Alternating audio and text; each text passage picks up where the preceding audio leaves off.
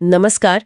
आज हम थोड़ा गहराई से देख रहे हैं कि ये जो इज़राइल ने ईरान पर हाल में हमला किया, जिसे ऑपरेशन राइजिंग लायन कहा जा रहा है, उसके पीछे आखिर क्या चल रहा था।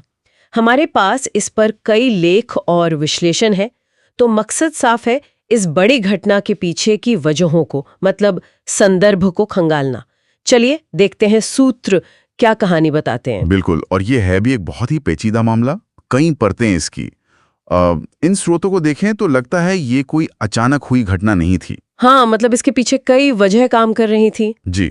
तो पहली और शायद सबसे अहम वजह जो बार बार आ रही है सामने, ईरान को परमाणु हथियार बनाने से रोकना। इजरायली प्रधानमंत्री नेतन्याहू ने तो साफ साफ ईरान के बढ़ते संवर्धित यूरेनियम भंडार को क्या कहा था? अस्तित्व का खतरा। हाँ, एग्जिस्टेंशियल थ्रेट। बिल्कुल। और दिलचस्प बात यह है कि इस हमले से ठीक पहले वो IAEA अंतर्राष्ट्रीय परमाणु ऊर्जा एजेंसी की रिपोर्ट आई थी। हाँ। जिसमें ईरान पर नियमों के उल्लंघन का आरोप था।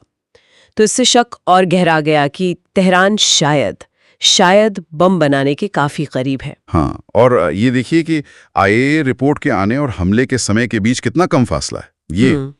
ये अहम है। इजराइल इसी को आधार बनाकर कह रहा है कि ये एक प्रीएम्प्टिव स्ट्राइक थी। मतलब कि खतरा सिर पर आने से पहले ही उसे रोक दिया गया। हाँ, कि हमने पहले ही एक्शन ले लिया। हालांकि इस पर भी बहस है कि दुनिया इसे कितना मानती है इस तर्क को। अच्छा, दूसरी बड़ी वजह जो सूत्र बताते हैं वो ये कि ईरान की जो सैन्य ताकत है उसे कमजोर करना। हाँ। हमलों में खास तौर पर ईरान के परमाणु ठिकाने, फिर वो बैलिस्टिक मिसाइल साइट्स और सैन्य कमांड सेंटर, इनको निशाना बनाया गया, जैसे नतांस परमाणु स्थल, मिसाइल डिपो और IRGC के कमांड सेंटर भी। और ये IRGC यानी इस्लामिक रेवोल्यूशनरी गार्ड कॉर्प्स, ये ईरान की क्षेत्रीय रणनीति का एक बहुत बड़ा हिस्सा है। बिल्कुल।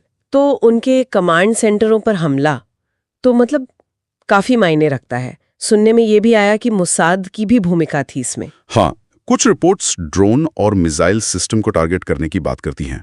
मतलब साफ है कि इन खास ठिकानों को चुनने का मकसद सिर्फ नुकसान पहुंचाना नहीं था, बल्कि सीधे ईरान की हमला करने की क्षमता पर चोट करना था। बिल्कुल, खासकर उनकी परमाणु महत्वाकांक्षाओं और मिसाइल ताकत पर। एक और दिलचस्प पहलू जो उभर रहा है सूत्रों से, वो है क्षेत्रीय समीकरण।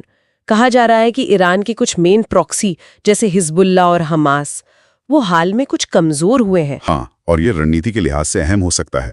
देखिए, जब किसी के सहयोगी कमजोर पड़ते हैं तो आप सीधे मुख्य समर्थक पर दबाव बनाने की सोच सकते हैं। अच्छा, तो क्या ये एक मौका देखा इजराइल ने? संभव है कि जब प्रॉक्सी थोड़े बैकफुट पर हैं तो सीधे ईरान पर ही दबाव बनाया जाए। लेकिन ये तो बहुत जोखिम भरा कदम हुआ ना, मतलब प्रॉक्सी युद्ध से आगे बढ़कर सीधे ईरान से भिड़ना। जोखिम तो बहुत बड़ा था, बिल्कुल, और उसके नतीजों पर हम आएंगे। लेकिन पहले चौथा पहलू देख लेते हैं जो अंदरूनी राजनीति वाला बताया जा रहा है। हाँ। कुछ विश्लेषण ये कहते हैं, हम नहीं कह रहे, सूत्र कह रहे हैं कि गाजा संघर्ष के बाद नेतन्याहू पर घर में काफी राजनीतिक दबाव था। तो ये ऑपरेशन उन्हें एक मजबूत निर्णायक नेता के तौर पर पेश कर सकता है। शायद उनका समर्थन बढ़ जाए। ये सिर्फ एक विश्लेषण है। हाँ, ये बात तो है कि अंतर्राष्ट्रीय मंच पर जो होता है उसका असर घरेलू राजनीति पर पड़ता ही है। हम यहाँ कोई पक्ष नहीं ले रहे, बस जो विश्लेषण सामने है वो बता रहे हैं। बिल्कुल। और पांचवा कारण, कूटनीतिक माहौल। देखिए, ये हमला तब हुआ जब अमेरिका ईरान परमाणु वार्ता एक तरह से रुकी हुई थी। हाँ, बिल्कुल ठप पड़ी थी। और ईरान अपना यूरेनियम संवर्धन कार्यक्रम तेज कर रहा था। तो शायद इजराइल को लगा कि भाई बातचीत से तो कुछ हो नहीं रहा, तो फिर कार्रवाई का यही सही वक्त है। शायद उन्हें ऐसा लगा कि कूटनीति फेल हो रही है, अब एक्शन लेना होगा। तो ये सारे धागे एक जगह आकर मिलकर दिख रहे हैं। IAEA की रिपोर्ट, रुकी हुई बातचीत, प्रॉक्सी की स्थिति। हाँ, और शायद इजराइल की अपनी सैन्य तैयारी भी। तो इन सब ने मिलकर इस हमले की जमीन तैयार की। यहीं आकर मामला पेचीदा हो जाता है। बिल्कुल।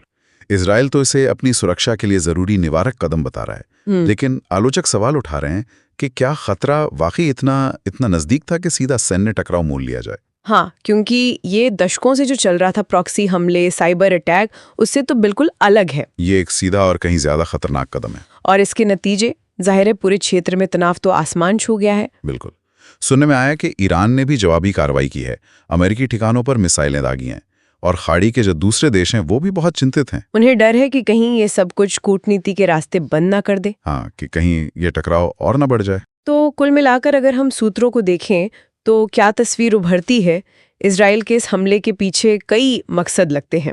एक तो परमाणु चिंताएं, दूसरा सैन्य रणनीति। हाँ, फिर क्षेत्रीय शक्ति संतुलन को बदलने की कोशिश, शायद कुछ घरेलू राजनीति का भी एंगल, और कूटनीतिक गतिरोध के बीच सही समय का आकलन। बिल्कुल।